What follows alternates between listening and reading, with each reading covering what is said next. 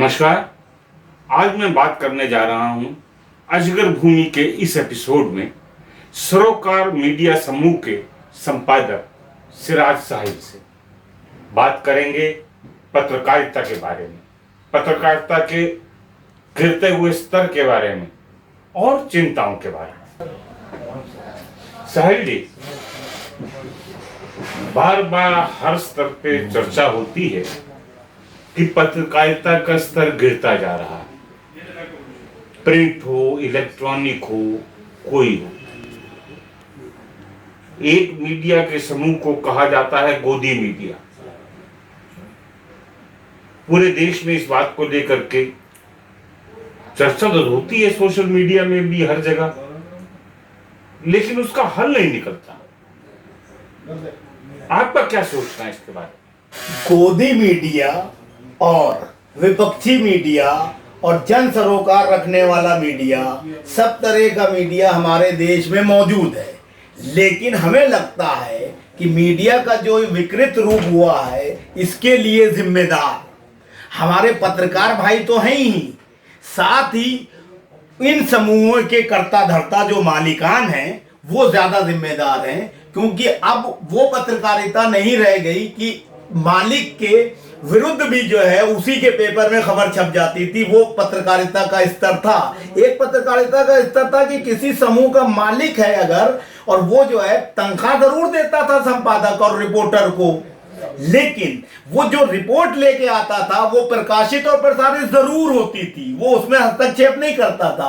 अब अगर कोई जन सरोकार की खबर लेके पत्रकार आता है तो पहली बात तो एडिटर ही अगर उसकी नीतियों के खिलाफ चल रहा होगा, जिसका महिमा मंडन करना चाह रहा है, या जिस पक्ष का पैरोकार है वो उससे मेल नहीं खाती है, तो वो न्यूज जो है वो रिपोर्टिंग डस्टबिन में चली जाती है। इसी तरीके से आज वर्तमान समय में तथाकथित तौर पे बड़े बड़े मैगसेसे अवार्ड पाने वाले पत्रकार और बड़े बड़े एंकर मौजूद हैं जो एक खास तरह की पत्रकारिता कर रहे हैं। कोई तो प्रधानमंत्री नरेंद्र मोदी और उनकी सरकार का महिमा मंडन कर रहा है, तो कोई राहुल गांधी और कांग्रेस और अन्य पार्टियों को ही भगवान और सबसे बढ़िया अच्छा राजनीतिक मान रहा है। अब कि दोनों ही गलत है मेरे हिसाब से। न अतिवाद के तौर पर सरकार की पैरोकारी करना चाहिए आंख बंद करके, और न ही सरकार की सही नीतियों में भी खोट नजर करके, खोट दिखा करके प्रकाशित और प्रसारित करना चाहिए खबरें। मैं थोड़ा लंबे में बताऊंगा। जी टीवी के एंकर सुधीर चौधरी अच्छे पत्रकार हैं, लेकिन वे पत्रकारिता करते हैं मोदी जी के प्रशंसा में, पत्रकारिता करते हैं सरकार की अच्छी नीतियों को ही प्रचारित प्रसारित करने के लिए। इसी तरह Magsaysay awardee Ravish Kumar NDTV में, उनको प्रधानमंत्री नरेंद्र मोदी में सारी बीमारियां दिखाई देती हैं, सारी बुराइयां दिखाई देती हैं, सारी गंदगियां, अक्षमता दिखाई देती है, और कांग्रेस में सारी अच्छाइयां दिखाई देती है, कम्युनिस्ट पार्टी में सारी। ये कौन सी पत्रकारिता है रवीश की? 7 साल में प्रधानमंत्री ने कोई अच्छा काम नहीं किया, कोई काम जनहित का नहीं किया, कोई काम राष्ट्रहित का नहीं किया। प्रधानमंत्री जो है उनको करोड़ों लोगों ने वोट दिया, ये भी खबर दिखा दो। रॉबर्ट वाड्रा के ऊपर मुकदमे चले, रॉबर्ट वाड्रा के खिलाफ, राहुल गांधी के खिलाफ, कांग्रेसियों के खिलाफ कोई खबर दिखाई जाती है एनडीटीवी पे? नहीं दिखाई जाती है। सुभाष चंद्रा किस तरह से राज्यसभा सांसद बने ये जग जाहिर है। नवीन जिंदल से पैसा ऑन रिकॉर्ड लेते हुए चौधरी साहब जो है पकड़े गए, उसके बाद भी आज वो जो है महिमा मंडन उनका हो रहा है। तो सवाल ये उठता है कि हमारी सरकारें और सरकारों का प्रतिनिधित्व करने वाले ही गंदगी फैलाना चाहते हैं और व्यवस्था को दुरुस्त नहीं करना चाहते हैं। पत्रकार को निष्पक्ष और निर्भीकता से अपने कर्तव्य का पालन करना चाहिए। जब और पत्रकार भी बेचारा कई बार क्या करे, अच्छे पत्रकार काम करते हैं लेकिन उनके मालिकान उसको आगे नहीं बढ़ाते हैं। इसलिए जो पत्रकारिता सही दिशा में करना चाहते हैं उन्होंने नौकरियां छोड़ दी, या उनकी नौकरियां चली गई तो उन्होंने सोशल मीडिया का दामन थाम लिया, और आज उनके फॉलोअर करोड़ों में हैं और उनकी पत्रकारिता चल रही। यही वजह है कि सोशल मीडिया की पत्रकारिता के आगे बड़े बड़े सैटेलाइट चैनल और न्यूज़पेपर के ऑर्गेनाइजेशन डाउन हो रही हैं, क्योंकि जनता सोशल मीडिया की खबरों को ज्यादा तरजीह और महत्व दे रही है और विश्वास कर रही है। आपने ठीक कहा कि आज वो मालिकान नहीं है रामनाथ गोयनका, के बिरला जैसे, जहां उनके अखबारों में उनके विरुद्ध या उनके जो हितैषी थे उनके विरुद्ध समाचार लिखे जाते थे और समाचार लिखने वाले पत्रकारों को वो पुरस्कार भी देते थे। आज बिल्कुल वो परंपरा कहीं नहीं है। लेकिन क्या ये पत्रकारिता समाप्त हो रही है? क्या पत्रकारिता का जो धर्म निभाने वाले जो छोटे पत्रकार हैं, जो आज भी पत्रकारिता के स्तर को जिंदा रखा है? पत्रकारिता समाप्त नहीं हो रही है सचदेवा साहब, पत्रकारिता समाप्त नहीं हो रही है, ना कभी समाप्त होगी। पत्रकारों को मजबूर किया जा रहा है, उनको जो है मतलब तनख्वाहें जो है उनकी कम कर दी जाती है, उनको नौकरियों से हटा दिया जाता है। वही पत्रकार चैनल में और न्यूज़पेपर में नजर आ रहे हैं जो मालिकों के आधार पे, उनके हिसाब से, उनके मन मुताबिक अपनी ड्यूटी बजा रहे हैं, पत्रकारिता नहीं कर रहे हैं। ड्यूटी बजाना एक अलग चीज है, पत्रकारिता करना अलग चीज है। इसलिए आज भी ऐसे पत्रकार बहुत हैं जो पत्रकारिता कर रहे हैं, बड़े ग्रुप में भी, और उस सीमा तक करते हैं जहां तक उनको जो है वहां समायोजित किया जाता है या रोल पे रखा जाता है। जब उनका जो है अंडरस्टैंडिंग नहीं बनती है तो या तो वो खुद हट जाते हैं या मालिकान उनको हटा देते हैं। तो ये एक बहुत बढ़िया माहौल है कि सोशल मीडिया का एक प्लेटफॉर्म है, जो जनहित की पत्रकारिता कर रहे हैं वो लोग सोशल मीडिया की तरफ बढ़ रहे हैं। इसलिए मजबूरी में जो पत्रकारिता के जो चैनल हैं, न्यूज़पेपर और चैनल जो बड़े समूह हैं, उनको भी कई बार मजबूर होना पड़ता है जन सरोकार की खबरें दिखाने के लिए, क्योंकि वो सोशल मीडिया पे आ जाती हैं। अक्सर ये देखने में आया है कि सोशल मीडिया में कोई चीज जो है बड़े लेवल पे जो है ब्रेक हुई तो आज तक NDTV, IBN TV 18, India TV, ये सब जो बड़े चैनल कहलाते हैं तथाकथित तौर पे, इनको भी उस न्यूज को उठाना पड़ता है और दिखाना पड़ता है। इस तरह से इन पे भी दबाव है। और रही बात पत्रकारिता को खराब करने की जिम्मेदारी बड़े बड़े औद्योगिक घराने और मंत्रियों और प्रधानमंत्रियों और मुख्यमंत्री की है, क्योंकि वो ये नहीं चाहते हैं कि जन सरोकार के, जन जागरूकता के समाचार प्रकाशित प्रसारित हों। वो दबा के रखना चाहते हैं जनता को। आप कह रहे हैं कि दबा के रखना चाह रहे हैं। इस देश में एक सूचना प्रसारण का मंत्रालय है जी, लंबा चौड़ा मंत्रालय है, DAVP भी है, RNI भी है और भी हैं, मंत्री भी हैं कैबिनेट स्तर के। तो क्या कैबिनेट मंत्री का क्या रोल रहा है इस सब में? कर क्या रहे हैं वो?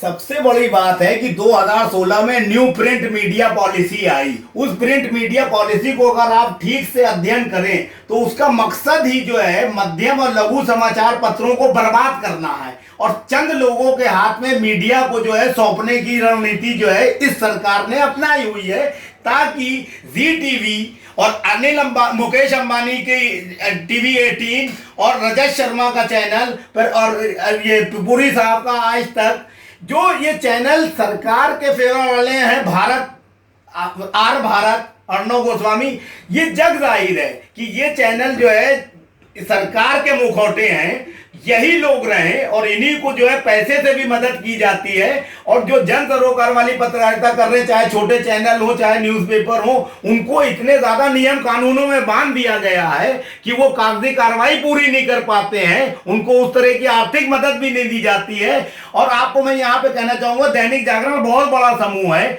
उसके ऊपर सुप्रीम कोर्ट ने कई बार जो है ऑर्डर दिया कि अपने जो कर्मचारी हैं जिनको गलत तरीके से तुमने हटाया, उनको जो है इतने साल की तनख्वाह दो, कंपनसेशन दो, नौकरी पे दो। लेकिन वो कंप्लायंस नहीं हो पाती है, क्योंकि दैनिक जागरण के जो प्रबंध संपादक और जो मैनेजिंग डायरेक्टर उस कंपनी के हैं संजय गुप्ता जी, वो साथ में प्रधानमंत्री के जो है भोजन करते हैं, उनके साथ बैठते हैं, उठते हैं। तो ये क्या मैसेज जाना चाहता है सरकार की तरफ से कि जो उनसे सरोकार रखने वाले सीधे लोग हैं उनको सब चीजें माफ है। सुप्रीम कोर्ट भी जो है उसमें एकदम नकारा साबित होता है, ऑर्डर सिर्फ देता है। आज भी हजारों लोग जो है न्याय की राह देख रहे हैं कि किसी तरह हो, लेकिन जो है जागरण प्रशासन जो है और उनको जो है कोई तरह की जो मदद नहीं दे रहा है सुप्रीम कोर्ट का ऑर्डर होने के बाद भी। तो ऐसे कैसे चलेगा? जो पत्रकारिता या जो पत्रकार लोग जनमानस और लोगों की समस्याओं के समाधान के लिए प्रसारण करते हैं खबरों की और प्रकाशित करते हैं समाचारों को, उन्हीं की कोई सुध लेने वाला नहीं है। ये बड़ा दुर्भाग्य का बात है। आपने जागरण समूह का बात जी, अकेला जागरण समूह ही नहीं, इस देश के कई पत्रकारों के मैं नाम दिए देता हूँ। जागरण समूह का तो मैंने अभी लेटेस्ट इसलिए एग्जाम्पल दिया क्योंकि न्यूज़पेपरों में भी खबरें आई। मेरे कई मित्र बंधु हैं जो जागरण में काम करते थे, उनको गलत तरीके से हटाया, उनको अभी जागरण की तरफ से छोटा मोटा चेक भी मिला था सुप्रीम कोर्ट में। ऐसे तो सहारा ने भी बहुत से लोगों को निकाला, IBN 7 जो था चैनल उसने निकाला, CNN ने निकाला, NDTV ने निकाला, आज तक ने निकाला, कोई नहीं बचाया। मैं ये कहने में किसी से नहीं धौंस खाता हूँ ना दबता हूँ, चाहे कोई ग्रुप हो, सब एक्सप्लॉइट कर रहे हैं अपने पत्रकारों को, अपने स्टाफ का, उनकी कोई सुध लेने वाला नहीं है। ये बहुत ही घातक स्थिति है।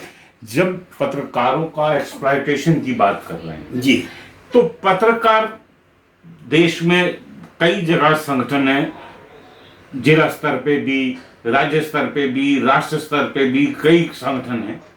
वो सारे संगठन क्या सरकार के मुखौटे बन के रह गए? वो सारे संगठन जो हैं चमचे हैं, सरकार के चाटुकार हैं। उनका जो है पत्रकारों, सच्चे पत्रकारों से कोई सरोकार नहीं है, उनकी समस्याओं से कोई सरोकार नहीं है। अभी जो भी कोरोना काल में पत्रकार बेचारे मरे हैं, जो गरीब लेवल के पत्रकार हैं, छोटे स्तर के पत्रकार हैं, उनको किसी तरह का कंपनसेशन नहीं मिला। लेकिन जो योगी आदित्यनाथ के जो है जो मीडिया सलाहकार हैं, शलभ मणि त्रिपाठी नाम लेके कहता हूं, जो उनके जानकार लोग हैं, उनको तो योगी जी से पैसा दिला दिया गया। जो केजरीवाल के करीबी हैं उनको पैसा दिला दिया गया, जो खट्टर जी के करीबी हैं उनको पैसा दिला दिया गया, जो उद्धव ठाकरे के करीबी हैं उनको पैसा दिला दिया गया, जो नीतीश कुमार के करीबी हैं उनको पैसा दिला दिया गया।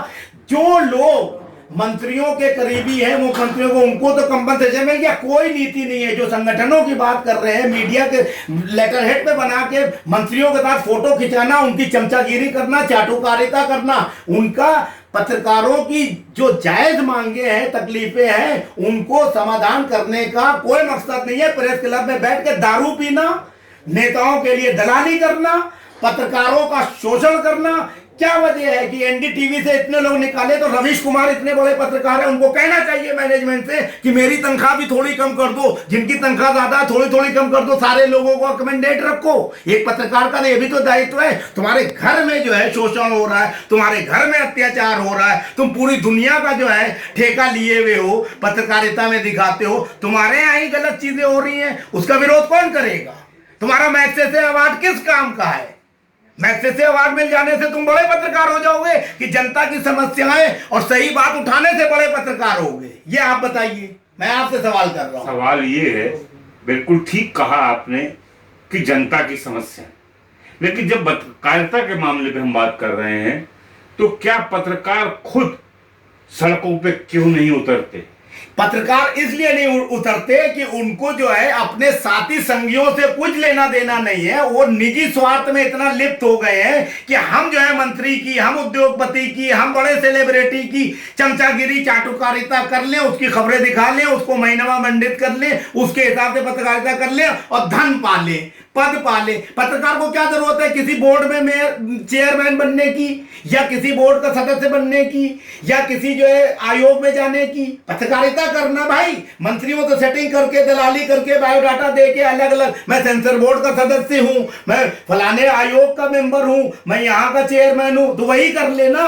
पत्रकारिता करने के लिए इसलिए आया है मैदान में। पत्रकारिता का मतलब तो ये है कि एक संतोषजनक जीवन जीना, गरीब की, कमजोर की, असहाय की, जिसके ऊपर अत्याचार अन्याय हो रहा है उसकी मदद करना, और सही को सही और गलत को गलत कहना।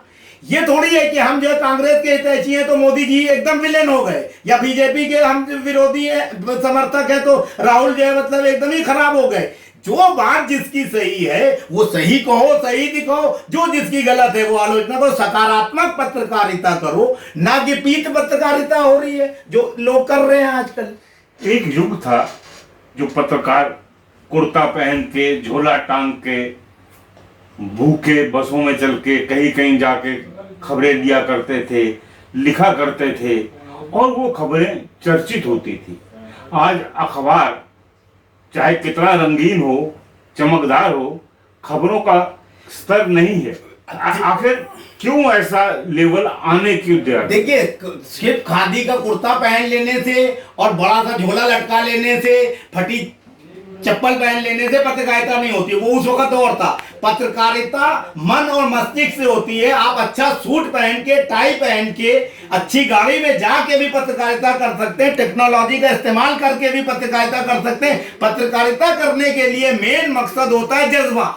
जज्बा, अगर एक आदमी कुर्ता पहन के पत्रकारिता कर रहा है, उसका जज्बा जो है चाटुकारिता है या स्वतः लाभ लेने के लिए उसकी सोच है, और एक आदमी टाई लगा के जो है जन सरोकार की पत्रकारिता कर रहा है तो टाई वाला पत्रकार है। मतलब तो कंटेंट पे डिपेंड करता है, और कंटेंट हासिल करना आज पहले के मुकाबले ज्यादा आसान हो गया है, क्योंकि डिजिटल वर्ल्ड है।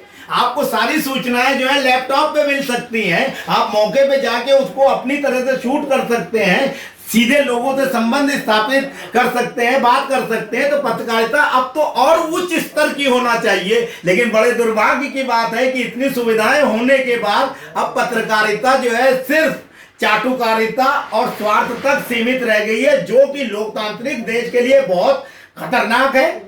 पत्रकार के ऊपर इतनी बड़ी जिम्मेदारी कि न्यायपालिका में कुछ गड़बड़ है तो प्रकाशित प्रसारित करे, कार्यपालिका में गड़बड़ है तो करे, और विधायिका में गड़बड़ है। लेकिन दुर्भाग्य इस बात का है कि इन तीन है लेकिन अव्यवस्थित है। रोजगार है, अब लोगों को नौकरी दी जाती है, उनको जो एक्सप्लॉइट किया जाता है। सरकार सारी चीजें निजीकरण कर रही है। निजीकरण में भी तो आदमी काम करेंगे। रेलवे का निजीकरण हो रहा है, हवाई जहाज का निजीकरण हो रहा है, सारी पीएसयू निजीकरण में जा रही हैं। वहां कौन लोग काम करेंगे?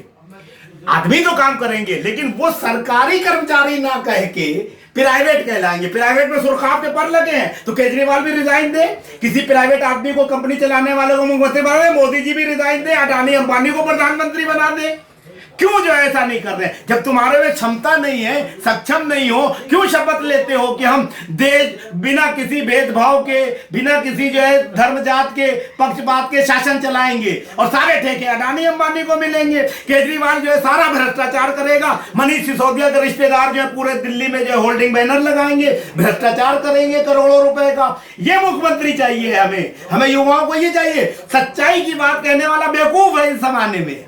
पेपर हम भी निकालते हैं, हमें ऐड ना दे हम तब भी सही बात छापते हैं, ना दे ऐड, रोटी तो तब भी खाएंगे। हमें सूखी रोटी खाना मंजूर है, मक्खन की रोटी नहीं चाहिए। लेकिन हम चाहे नरेंद्र मोदी हो, चाहे राहुल गांधी हो, सोनिया हो, केजरीवाल हो, मौलाना हो, पंडित हो, सबकी आलोचना करेंगे जो राष्ट्र विरोधी कार्य कर रहे हैं। यही पत्रकारिता है। आपने कहा राष्ट्र विरोधी। पत्रकारों में जी कुछ पत्रकार, कोई हिंदू पत्रकार है तो कोई मुस्लिम पत्रकार है। पत्रकार ना हिंदू होता है, ना मुसलमान होता है, ना बीजेपी का होता है, ना कांग्रेस का होता है। ये उसकी मजबूरी का फायदा होके उसको बनाया गया है। हमारे जैसे कम पत्रकार होंगे जो इन सब चीजों से ऊपर उठ के जो है काम कर रहे हैं। अब लोग योगी मोदी को भगवान मान रहे हैं, कोई राहुल गांधी को, सोनिया गांधी को त्याग की मूर्ति मानता है। तो ये तो सबका अपना अपना सोचना है। मेरी नजर में ये कोई त्याग की मूर्ति नहीं है, ये कोई सम्मान के लायक नहीं है, क्योंकि इन्होंने जिस मकसद से जनता का वोट लिया उस मकसद को भलीभूत नहीं किया, उस मकसद को जो है पूरी तरह से क्रियान्वित नहीं किया। एक तरह से जो है समाज को पंगु बनाने का काम कर रहे हैं ये राजनेता।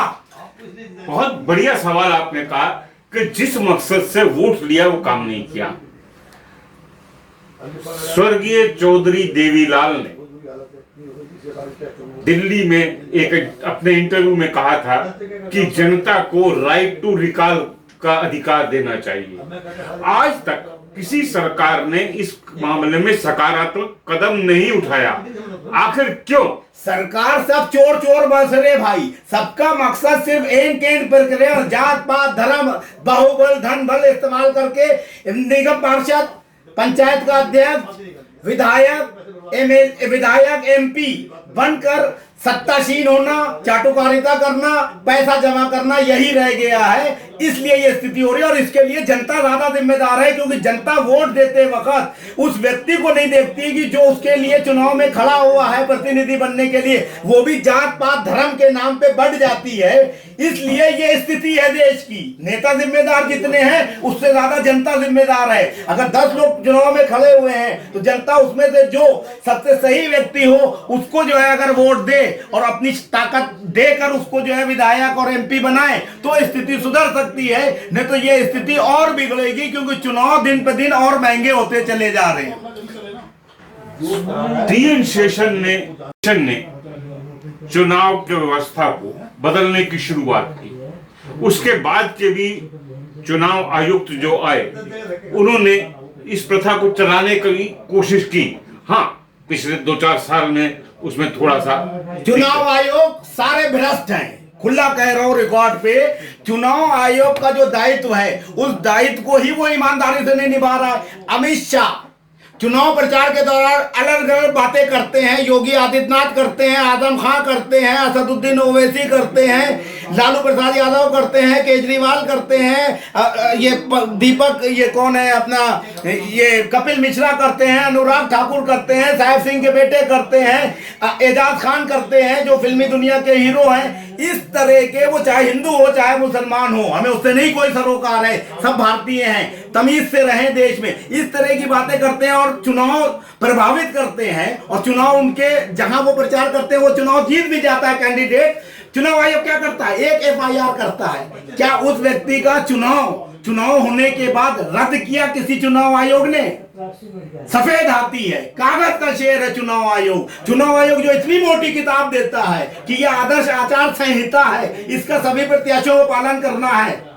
या तो चुनाव आयोग ने वो किताब ऐसे ही छाप दी है, पढ़ी नहीं है, और पढ़ी है तो उसका क्रियान्वयन क्यों नहीं कर रहा है? सारे देश की समस्या का समाधान चुनाव प्रक्रिया में है। सारे देश की समस्याओं की जड़ चुनाव व्यवस्था है। चुनाव व्यवस्था गड़बड़ होने की वजह से, ईमानदारी से क्रियान्वयन नहीं होने की वजह से ही अपराधी बढ़ते हैं, उसी से भ्रष्टाचार बढ़ता है, उसी से जातिवाद, धर्मवाद, संप्रदायवाद, गुंडागर्दी ये सब बढ़ती है। वहीं से एक जो चुनाव शुरू होता है वहां से। इसलिए सबसे पहले चुनाव आयोग को लोकतांत्रिक देश को मजबूत करने के लिए अपनी जिम्मेदारी का ईमानदारी से पालन करना चाहिए। सेशन का उदाहरण मुझे सुनने की कोई जरूरत नहीं है और ना मुझे इस खाने में बंटना है कि वो बीजेपी का था, वो कांग्रेस का था। जो संवैधानिक पद पे है वो संवैधानिक पद पे अपनी जिम्मेदारी को निभाए।